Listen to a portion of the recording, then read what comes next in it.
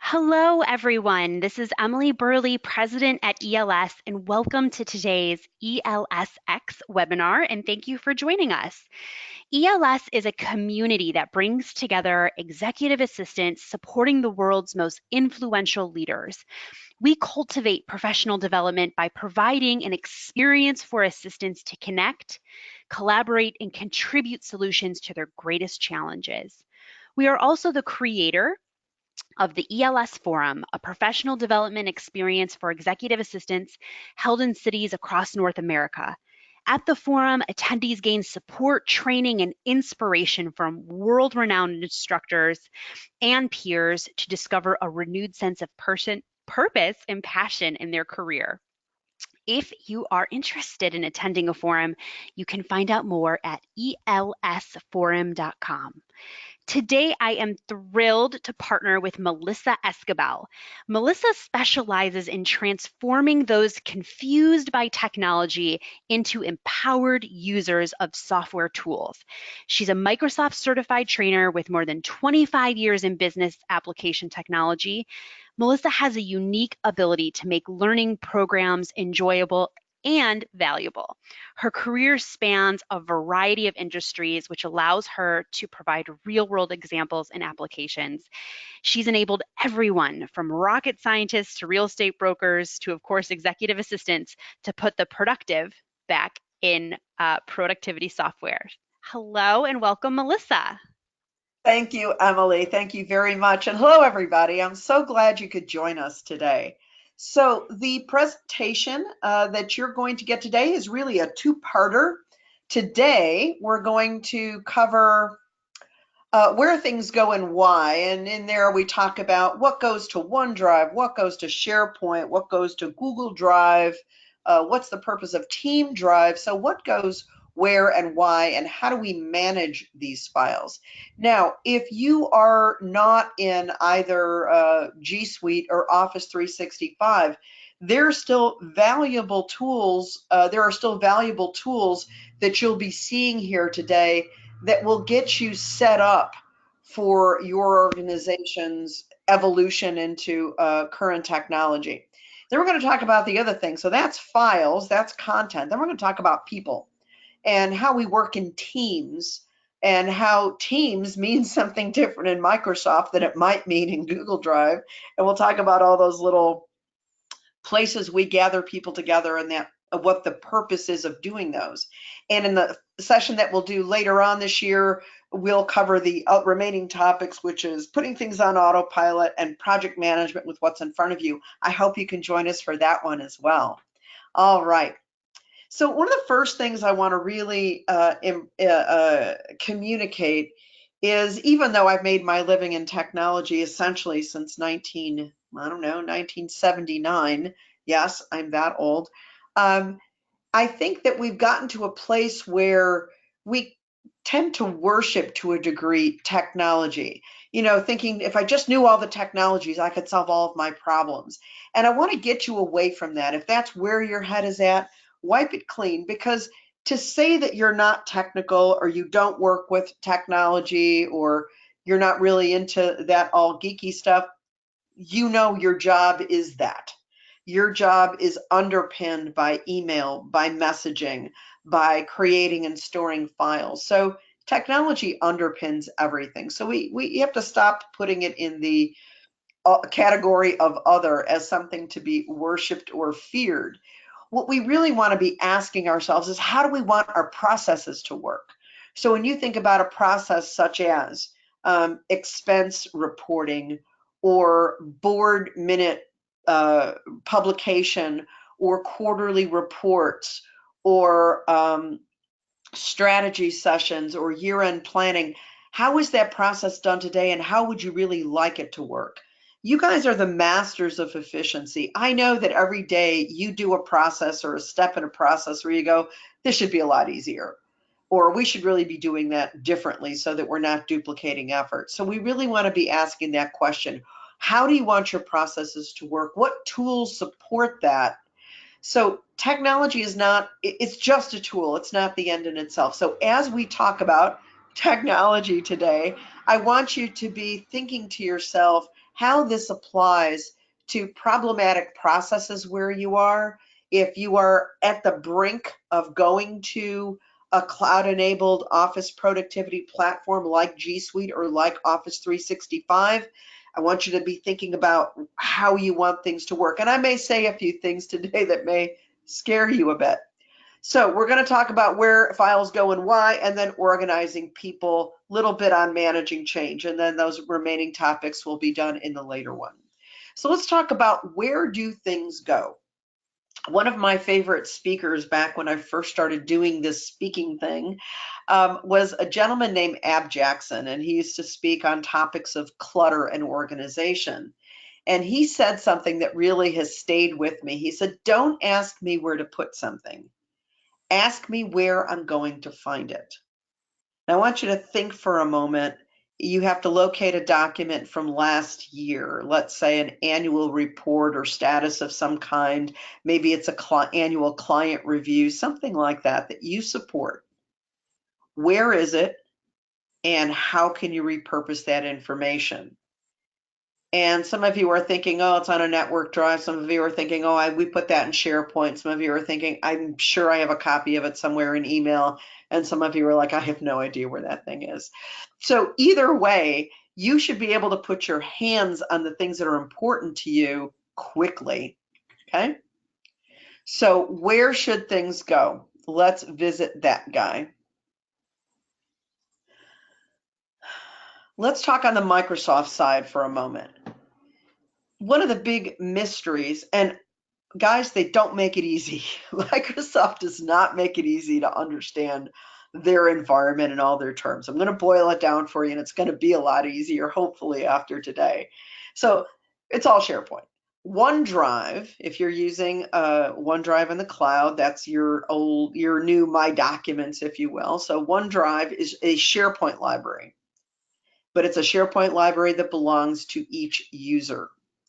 SharePoint is intended to hold files that support a business process. And I'm starting to want to say SharePoint/Teams, but I want you to be thinking Teams perhaps more temporarily. SharePoint is going to be there forever. Teams may be considered temporary, not that it's going to go away anytime soon, but as far as a place to hold files. So let's for the moment just say SharePoint is meant to hold files that support a business process, an ongoing business process. Now, groups and teams, other than offering a place to put files, which they do, they both have a shared library. The real purpose behind groups and teams in Office 365, and we'll differentiate them for you here shortly, is to really facilitate communication. Now, there's a lot of tools, but what the wisdom around groups and teams is that we're sharing content and we're talking about this content and everything is right in the same place. So it's all kind of SharePoint. Now, though you can share your files, and a lot of you are already, if you're deeply embedded in OneDrive or G Suite, and we're going to cover G Suite in a minute. We're going to talk about Drive in a minute. But though you can share your files from OneDrive, you really should consider it temporary storage. So this is where you put things that you're working on between you and your team. But once it's ready for prime time, it really needs to be moved someplace else. And we'll talk about the difference between the OneDrive location versus OneDrive as an application. So let me pop over here for a sec. Here is OneDrive. So in addition to my files and my folders that I might share with other people, you'll also see something here called shared libraries. Now these are internal projects. That's a SharePoint library. GRC Educators is actually a library I created for teams. TMG Book Project was probably created in Outlook as a group, and here's its library. So while we are in OneDrive, the online application, this is what I'm talking about with files and shared folders, not shared libraries. This is things that actually live somewhere else but that you can access through OneDrive. All right, if you're already confused, take a deep breath. Again, it's not you. They don't make this easy. Okay, so though you can share files, it should really be temporary. SharePoint or Teams is where something should become part of the regular business process. So if you have approved a set of procedures for onboarding a new employee and you're involved in that process, I should be able to go to HR or your business unit or some other site on SharePoint or the new employee team and see the onboarding instructions right there. Not in my personal OneDrive, even though I may have been the one to draft it, but out there where it's meant to be used by multiple people. And here is why. We're talking about a file that lives in either a SharePoint library or a team member's OneDrive, okay? At the top is our team member, okay? This is the person. Now, what happens when that person leaves the organization? This team member created a document, put it in a SharePoint library, and these two other team members are permitted access. This team member created it in their personal OneDrive and merely shared it with these two team members. Now let's see what happens when that person leaves. The person who put this in a SharePoint library, we're not dependent on them in order for these two people to continue accessing the document. Potentially, when this team member goes away, so does their OneDrive. Now, some of you are probably crying a little bit. It's okay. I promise I'll bring you back. This would be a good point in time to start from here and stop using personal OneDrives as ongoing business support content locations. This should be temporary. I have a good friend in the data security business, Larry Burns, always says, you know, once we say, Larry, where do you start? Where do you even begin? And he's like, start anywhere and do anything. That's Larry's sage advice. So I would say if you're over here in this situation where you've got a whole architecture built around people sharing from their OneDrives, stop today and start either using Teams or SharePoint. Honestly, though, I'm a big fan of cloud, even as an interim step to move it off to a network drive if you still have the capability. But get ongoing business support content out of team members' OneDrives. Now, if you're in G Suite, the parallel here, we don't have this whole great infrastructure of teams and groups, which we'll see in a minute, but we do have something called a team drive in Google. Now, these get created at the admin level, okay? So here is a team drive I've named Our Team. And whoever is a member of this team drive, whoever has access to it, has access to everything. And if I go away, they still have access to it. So once again, we're in this situation. So if you're in G Suite, talk to your G Suite admins about creating team drives for your groups, departments. And when you think about teams or groups, which we'll talk about in a minute, don't be locked into the hierarchical structure of your org chart. You as admins know better than anybody else. A good part of the work you do is cross-functional. So if you're doing year-end annual reports, okay, so you have to file with the SEC, you're publicly held, and you need to go do that annual report thing. You're getting that from all over the organization. So your team, and you can't see my air quotes because I'm not on video, but your team with air quotes is a whole bunch of people all over the organization. That isn't a department. And you have the flexibility in G Suite to create a team drive with those people. In Office 365, you can either do a SharePoint library internally or a team drive, a shared library in Teams or shared library for a group. Either way, you're over here, but not this, okay? Because this is dependent on a person being there. Okay. So that's where we put files and kind of a way to start thinking about it. If you have downloaded the handout or you're taking notes, I would revisit, audit, review how your organization determines where its content goes. and you want to ask yourself who has access to that content, how do we administer access to that content, who can edit it, how can they find it, how many steps does it take to find it, all those good things. So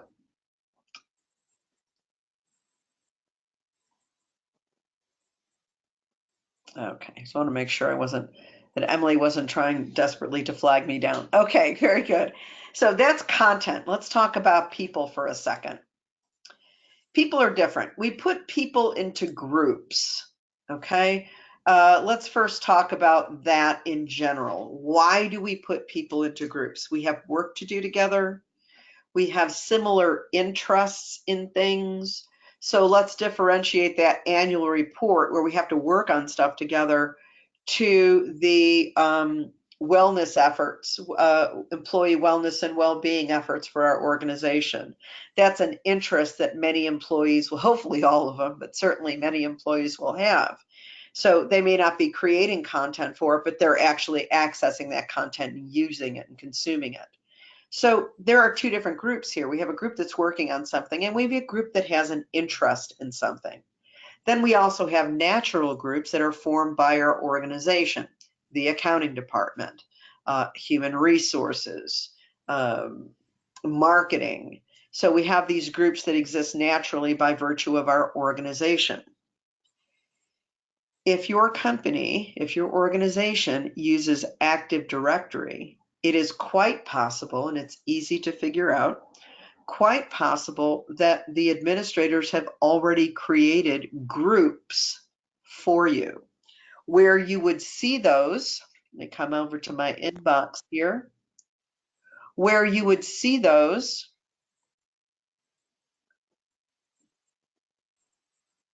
is in your account at the bottom in something called groups. Now, my groups happen to be all self-created, either in Teams or in Outlook, and we will share that with you momentarily. But it's possible that your organization has already created some groups for you, and that may suffice for what you need. So let's talk about how we create this group, this thing in Office 365. So from the people, little people icon there, which is the people app, you can click on, and this is where I want to dispel some confusion. If you're using Outlook and you are not on Office 365, you will likely not see new group. You will see new contact group, and they are different things. I wish they had called new contact group back to its old name of distribution list. So that's the first thing we need to unconfuse. You want to use, when you're talking about putting people into working groups, communicating groups, we're talking about group. If you're just talking about a distribution list, that's new contact group. So that's not what we're talking about today. Specifically, it is new group. Now, when you create a new group, just do that here. What you're actually creating is an Active Directory group. This sends chills of fear through the hearts of many system administrators. But we're going to call this ELS Forum Mastermind Group Development. So this is going to be a team of people that are involved in creating this mastermind, this fictitious mastermind. I'm not doing this. This is just fictitious. Now, what you'll notice right away is it tries to find an email address that is like the name. It just gets rid of the spaces. If I capitalized, it capitalized. If your paradigm is to use dashes, you can come in here and insert dashes. But what it's telling you is you can use this. If I had chosen one that was already in use, it would simply tell me I couldn't do that and would force me to create a new one. So we are creating a virtual mastermind group of attendees from ELS Forum 2019 and 2020. All right, so that's what this is about, brief description. If your organization has created classifications, I haven't in mind, you'll be able to choose a classification around a disclosure, what can be disclosed. Privacy is something different. This is binary. It's either private or public. Private means it's only the people that I invite in. Public means anybody can be in this, anybody can ask to join this group. I want you to think back again, annual reports, there are a select group of people that work on those, that's private. Wellness and well-being, employee wellness and well-being discussion or resources, that's anybody can join. And we want to make that public for people to just join if they want to. We're going to make ours private. In more settings currently, you may see something else here, but right now I see language. So if this is international and it's only serving the people in Italy or only serving the people in Romania, you can choose a language for them. That's on that, so I'm going to hit create. Here is what's going on.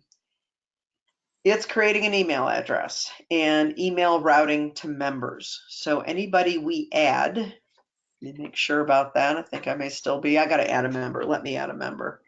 We'll add Zach. There he is.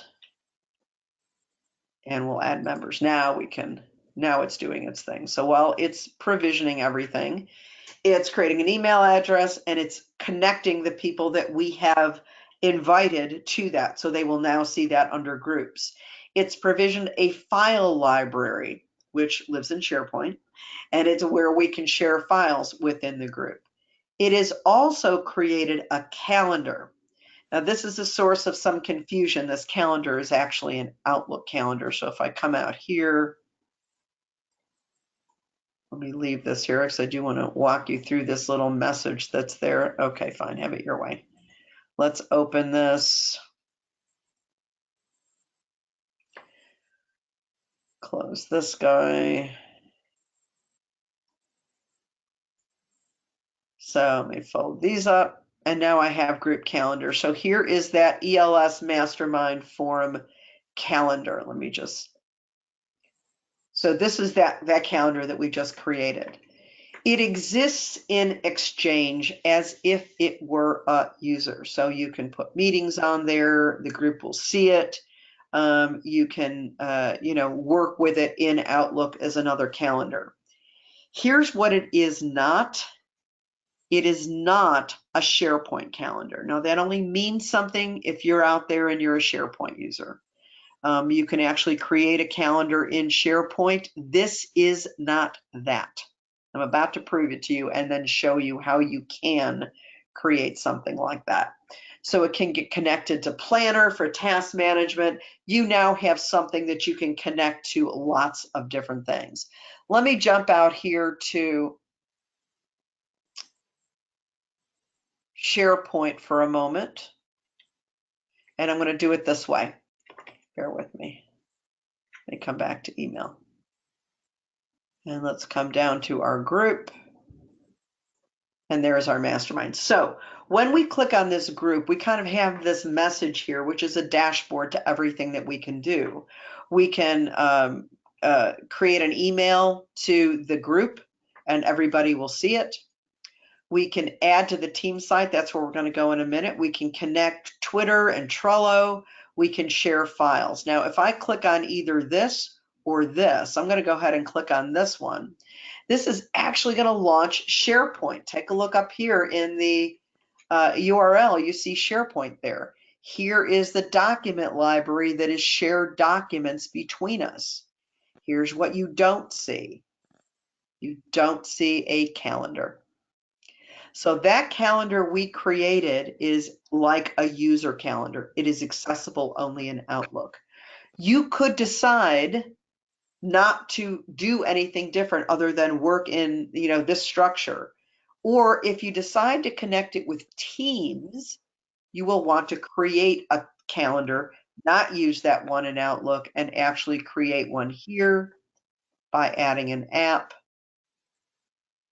And the app you would add would be, I hate looking up stuff, I'm just going to search for it. There it is.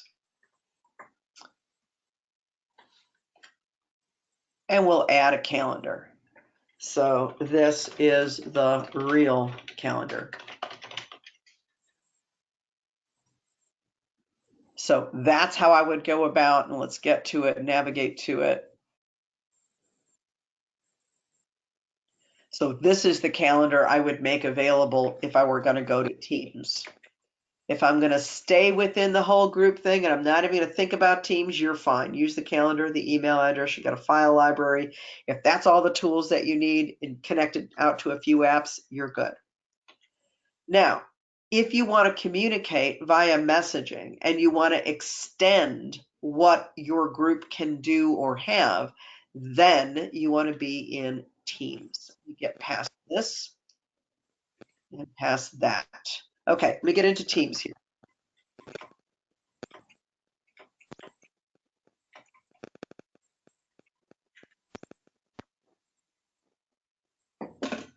All right, so Teams, if you don't have the desktop app, you can get that from office.com and download the desktop app. I highly recommend it. Especially in your role if you're going to be coordinating and managing teams. So you'll want to use the desktop app. A lot of what you're going to see here is doable in the online app. Let me come out here and show you what that looks like.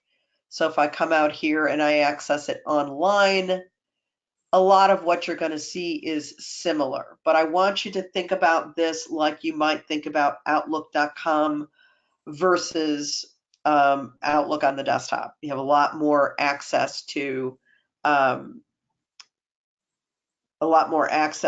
things in the, let me get out here. It hasn't quite refreshed it yet, not that I'm seeing. So sometimes there's a little delay in refreshing things up top here, but at any rate, there's some similarity between the two tools. You really want to be working from the desktop if you can. So we're going to transition from our group and we're going to add functionality via Teams. And this is how we're going to do it. And this is really funky how you do it. We have a group, we're going to connect it to Teams. So we're going to click join or create a team. This is why I didn't see it. Join or create a team. Haven't seen anything about groups yet, right? Still not seeing anything about groups, but I'm going to click create a team. Now I see something that says group, and it's really tiny and it's on the second line. So we've created a group out in Outlook. It provisioned a library, it got an email address, it did all that stuff. We're going to use that and connect that to Teams to improve the functionality of our group. So this is an Office 365 group. Here is our mastermind group development project. We're going to create a team with that. Again, if you're getting exasperated, take a deep breath. A group is an Active Directory group. If you want to add functionality to that Active Directory group, you can connect it to Teams.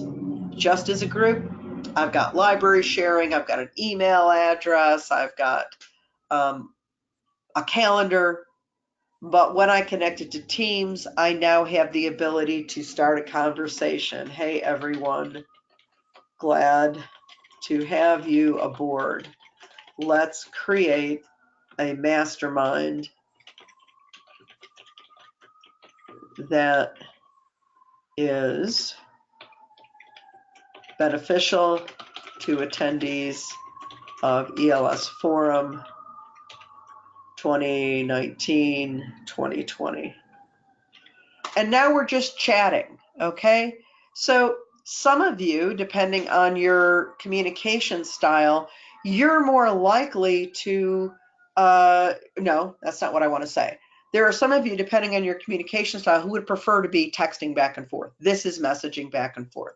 This is not me composing an email and hitting send and hoping that you got it. This is me going to Teams and just starting a conversation. Somebody can reply to that conversation. Somebody can add things to that conversation. Like if they want to put on an emoji, you know, we're scared about that, or we're happy about that, or we're so happy we're crying, whatever that is. So we can respond to those kinds of messages. In addition to that message, let me come down here to my team. Come up here to the top. Here is that file library that I created. And here's where I can add files. I'm going to do a little file adding here. Let me open up Windows Explorer and we'll come out to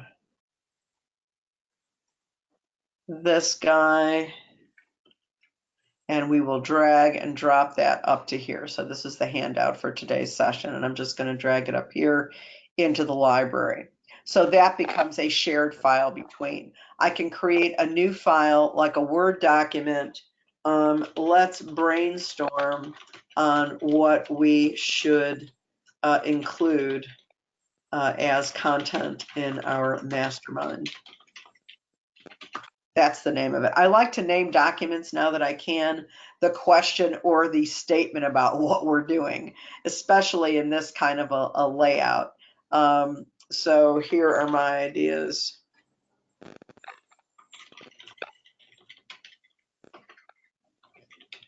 And then somebody else can come in and add their ideas. Okay, so let me go full screen here. It's automatically saving because it's in the cloud. We can start a conversation on this document, and this is us communicating about the content while looking at the content. To me, that is amazing. So this is just a product of Word Online. You can also get a similar usage in Word Desktop, but for something like this, this is just as easy as it gets. Okay, I'm going to close this document. So now we have a couple of documents out there in the library. Coming back to our tabs up here. So this is our text. We're talking back and forth. Here are our files where we're sharing the files. We can create a wiki, which is just a collection of wisdom from the team. If this is an onboarding group, I might say, onboarding steps.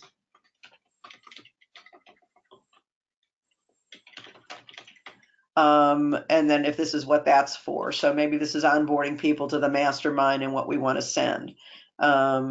So how will we maintain, or how we maintain?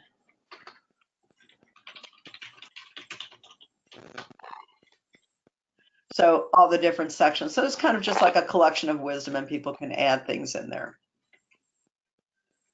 There is not an equivalent on the Google side to Teams.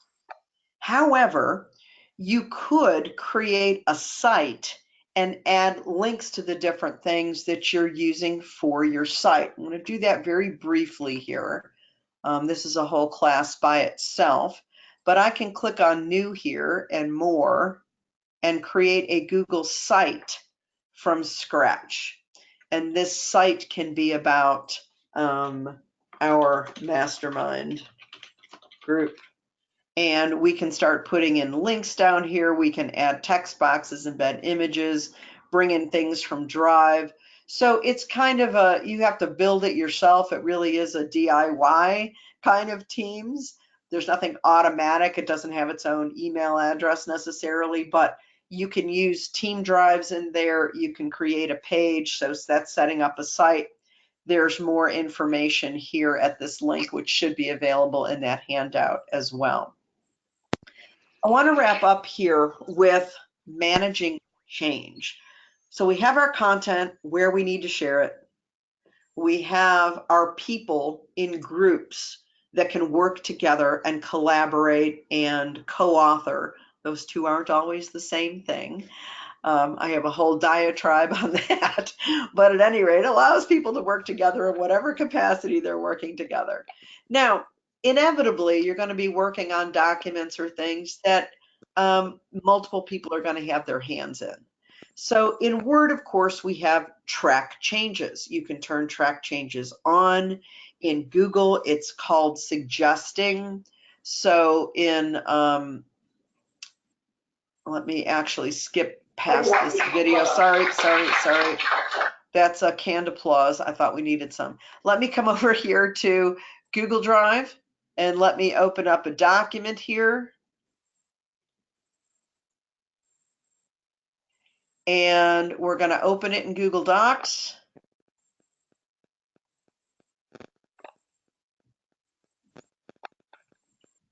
And out here, we are going to click on this little pencil and turn it into suggesting mode. So I'm going to put in needs subtitle. Instantly, it creates the communication. It puts this in the document so one can see what I'm talking about. I'm going to take the dash out of the word email here. So suggesting mode is essentially track changes for Google Docs. If we come into Word, let's open up something here.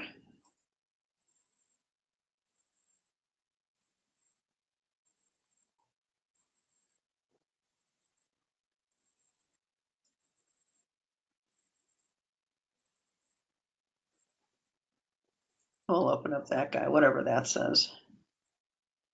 There should be some verbiage in there. There is. It says second test. So if I come out here and turn review and turn on track changes, what happened to the first test?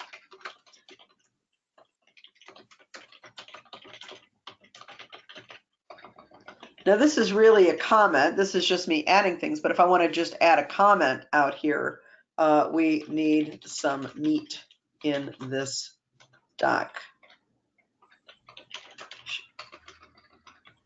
Blah, blah, blah. And we can notify people if we're in Office 365 to let them know this is directed to them. We can reply, we can mark it resolved. So we have all of these options again in review. Now, when track changes is on, life is beautiful, everything is great, right up until somebody turns it off. So what I want to introduce you to both in Office 365 and in G Suite is how they manage versions. So I'm going to go ahead and click on the File tab here and go to Version History. And you can see already we've created a new version today. This is the previous version. Now I can open that version, and now you'll see at the top it allows me to either restore it or compare it. And it will show me the differences. So it will show it to me as if track changes were on, but look at the document title here. Okay, it's not the same place. It's a different document. It's showing me that in a different place. I can accept all these changes, save it as a new name, or go back to the original one, or choose to restore it. In Google Docs, you will see this slightly differently. You'll see it on the File dropdown. You'll see version history. We can say, show me the version history. And here is where we can see the multiple versions. Here's the one from February 24th. Here is the current version. I can view the original. And I can take a look at the current one. Now, I don't have a compare in here necessarily. If suggesting mode is on, I'll see that, but if I don't have it, I might not be able to compare it. That said, I do want to go back to Tools. Yeah, you can review suggested edits, but I don't yet see the compare combine thing. There it is, compare documents. So if you have two documents, so I would open up an older version, save it under a new name, and then compare it. You can do that now in Google Docs, so that's good news. So you can manage your versions. Now here's something you can do in Google that you can't do in Microsoft, and that is name your versions. So if I chose to, I could name this one by clicking on the ellipses, name this version. We're going to name it Original Feb 2019. And maybe I'm all done editing and I've accepted all the changes and I'm happy with everything, and I'm going to rename this one Final October 2019. Now, if there were any interim versions, they will roll up to this one. And now I'll be able to see, oh, this is the original one, this is a final one. I don't have the ability to name versions in Google, but you can do it here, and that is in there. So name those you'd like to get back to. Perhaps you want to name them for the people that did the edits, or ask that they name their versions according. So if this is, you can see who edited it, but if you want to have something like Melissa after Zach, or Zach after Christine, or Christine after Lily. That would kind of give you an idea of who's seen whose changes and how it went. You can use this however you want. I like the original final thing. I may keep the interim versions, but at least I know which ones are considered original and final. In our next program, Emily will tell you the date of that. I don't have it in front of me. We will start from putting things on autopilot. But for now, Emily, I'm ready for questions. Thanks, Melissa. So just a reminder to everybody that you can go ahead and submit your questions now via the questions tab on your toolbar, and we're going to go through and try to get through as many questions as we can today. You can also download a copy of the handout for today. It's underneath the handout tab on the toolbar. It's a PDF titled Technology Masterclass. And then tomorrow you will receive an email that will have a certificate of attendance and a recording of today's ELSX webinar. All right, Melissa, so our first question today is if you add people to a group on Outlook, does it transfer to Teams or do you need to add them in both places? Could you give us an example of that? That's a really great question. If you have created your group from Outlook and then connected it to Teams, any access you grant to that group will automatically travel with Teams. So you haven't created a second entity, so to speak. It is just a group wrapped up in Teams and all of its functionality. Okay, perfect, Melissa. Just a reminder that you can go ahead and submit your questions now. So do you have any tips for Slack users on how you can set that up so it can replace internal email communication? So I'm not necessarily a Slack expert. However, let me see something here.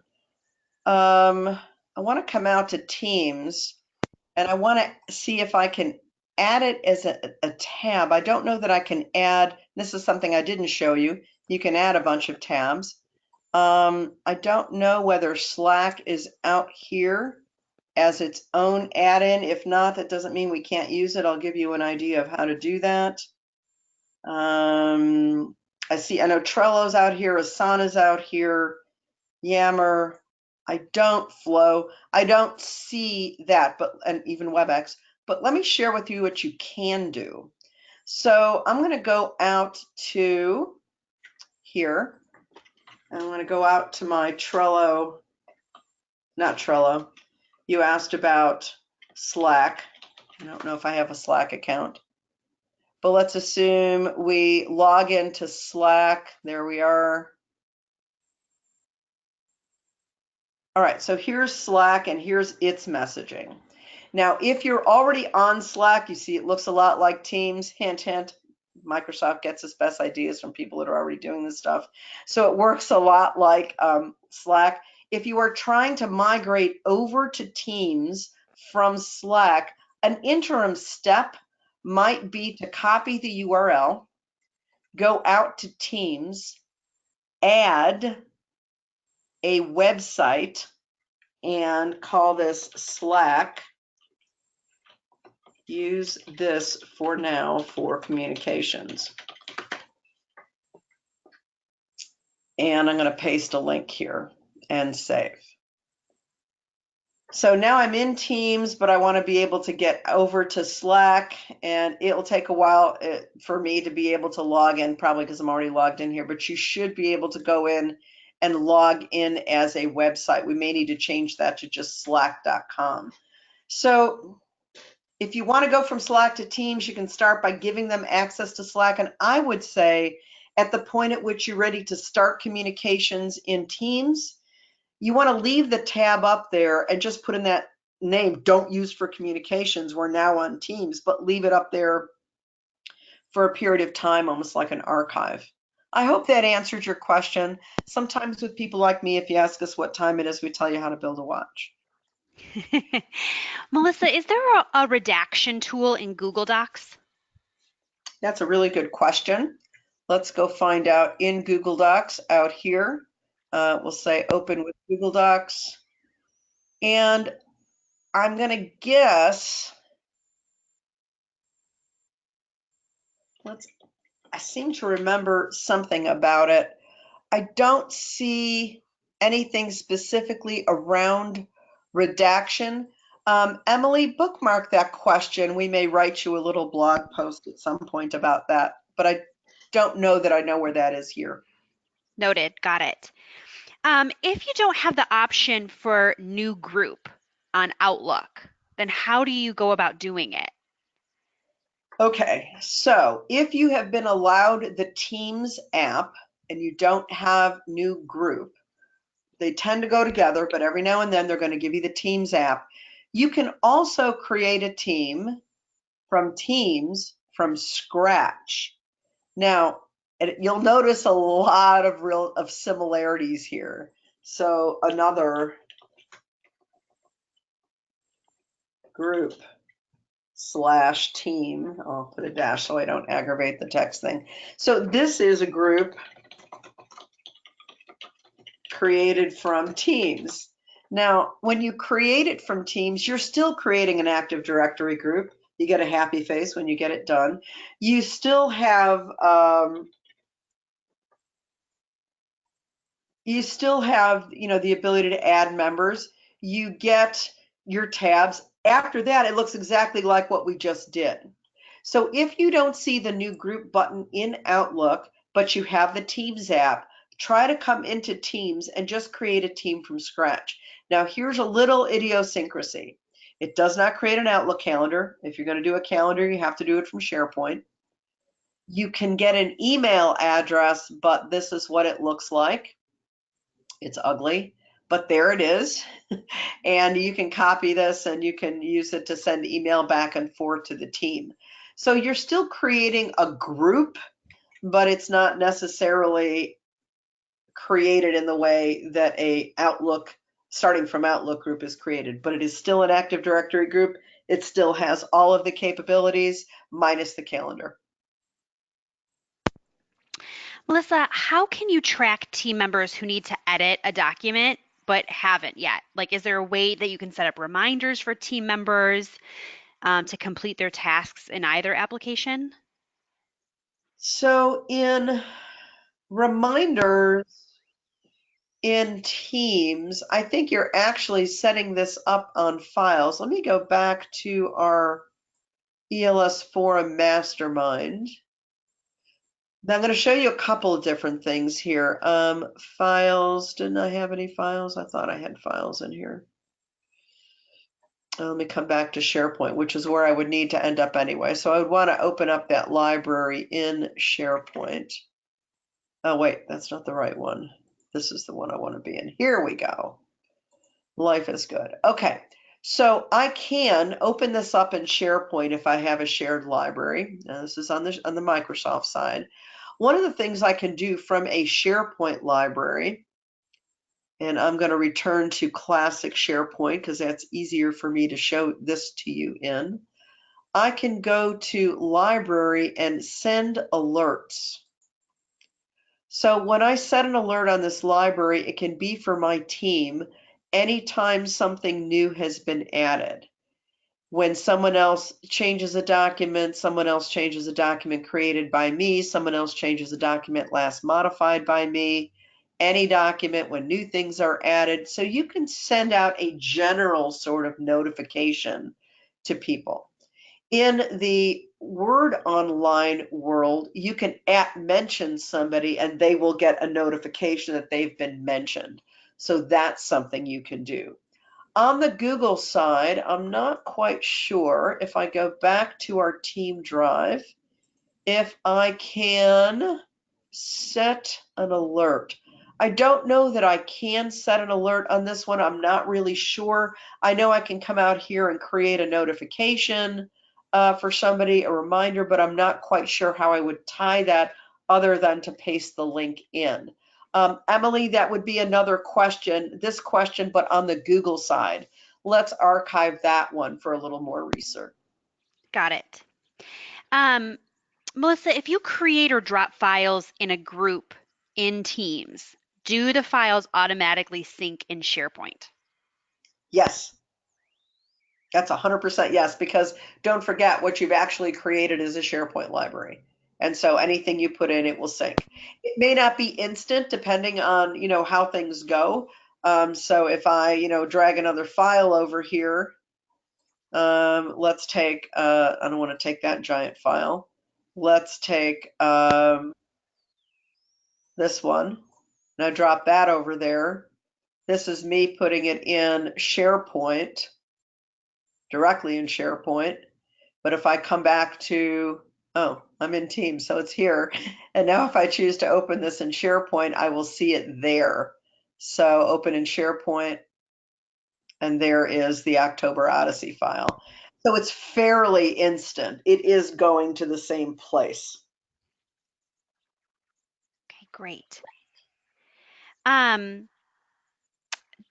Melissa, is a group the best way to communicate information to staff through, say, a distribution list?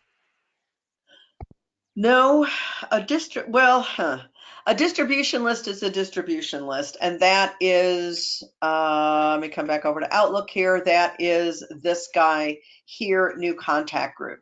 This serves only email and meeting invitations on an existing calendar. That is the limitation of distribution list, which is what new contact group is. Groups are dynamic, and that's why I would strongly recommend groups as a way, or teams as a way to communicate between members, because if you're a member, you get this message. A new item has been added to your group. Here's a message from, so-and-so to the group. I don't know that there is value in also creating a distribution list for a group. It's sort of a de facto distribution list, although it doesn't function the same. If you need individual email addresses, if you are adding external people to communications, then I think you need to possibly create an additional distribution group. And I'm thinking out loud here, guys. So first question, if you need external people, you probably want a contact group or distribution group. If your Office 365 administrator permits external access to certain teams or areas of your organization, then you might not need that as well. You might just simply invite them into the team in Teams to do that level of communication. So basically, you don't need both. It's one or the other. However, external communication adds a complication. You might also need a distribution group, or you might lobby your administrator to allow external people to share team information. Melissa, do you have any suggestions for navigating conversations around centralizing files to a single platform? So, say, for example, in this office, there are some people who are on Team Google and other people who are on Team SharePoint. And, how do you really encourage everybody as an EA to get on a single platform in a centralized place? I think the best thing you can do is build a business case for the features of the thing you want to promote. That said, I want to share something with you. If you're using Teams and you click on Files, here's an interim step. You can add cloud storage. So if they are using Dropbox or Google Drive or Box or just a SharePoint library out there, you can add these to your teams. So we can bring them into the fold and we can see everything together. So that's the good news, is we can see it. So if I were to add cloud storage for Google Drive, let me go ahead and log in there, and we're fine. Allow. Let me show you what that would look like.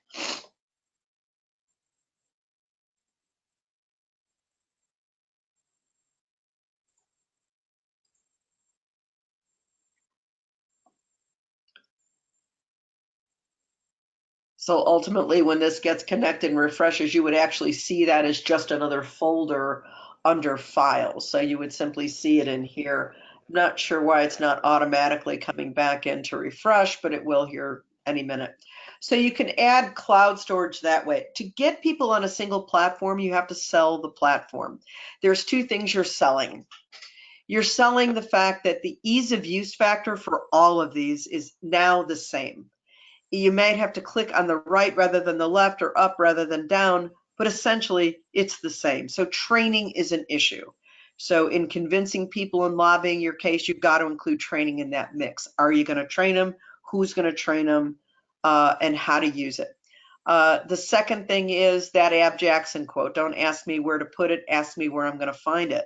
If you want to put yours on Dropbox and you're the only one using Dropbox and the whole team is using SharePoint, that makes you cause everybody else to do extra clicks to get to your content. So maybe we want to put it there. So I would ask, I did this today in a meeting this morning and talking to people who like to print email, is instead of talking them out of printing emails, ask them what the benefit is they get from printing the emails. Ask your disparate file storage users what benefit they get, and accept them telling you, well, I know how to use this one. Just check it off. Yep, got it. What else? Ask them to list for you the benefits and then answer those benefits in a business use case. Depending on the level of that person in the organization, you'll either succeed or you won't. But I would always go at it from the angle of what benefit they get using the current one and answering each of those benefits in the centralized thing you want to use. Melissa, for those, since you spoke about Dropbox, for those of us on the call today that this is totally new, can you give us the kind of 2-second difference between Dropbox and then using Teams? Okay, Teams is the Winnebago. Dropbox is the trunk of your car. So Teams, Got it. you asked. The Winnebago has a kitchen, it has a bathroom, it has captain seats, it has beds, it has everything your journey might need. Dropbox is a place to put stuff, and it puts it off into the, so it's a place to put stuff.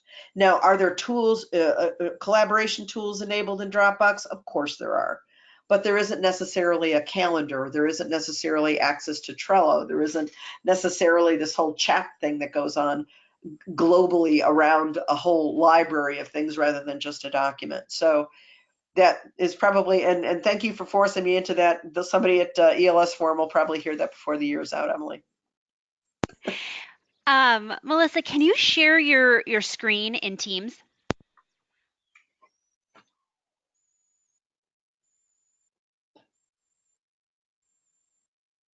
Here it is. You able to see that? There, by the way, is the Google Drive.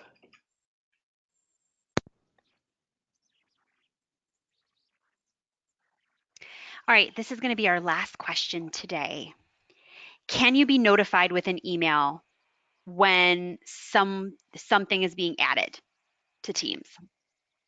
When you're talking about a something, if it's a chat, you're going to get notified. You're going to see a little notification up here in Office 365. If it's a file, I would definitely open up that library in SharePoint. I would definitely come up here to library and set an alert. And let it just notify you that something's been added. You can also utilize Microsoft Flow, if you're familiar with Flow. We're going to talk a little bit about that in the next session. And Flow will will allow you to say, hey, if a new file gets added to this folder, send an email to these people. Melissa, I'd really like to express my gratitude to you for taking time out of your very busy schedule to speak with everyone today. Part 2 of Melissa's Technology Masterclass will take place on Monday, November 4th. You can register for that or any of our upcoming webinars at elsforum.com. As a reminder, a certificate of attendance and a recording will be emailed to you tomorrow. Make sure to go ahead and download your handout on the toolbar real quick before we end. I hope you have enjoyed today's ELSX. A final thank you to everyone for joining and for participating. We hope you have a wonderful week, and I wish you continued success. Take care, everyone.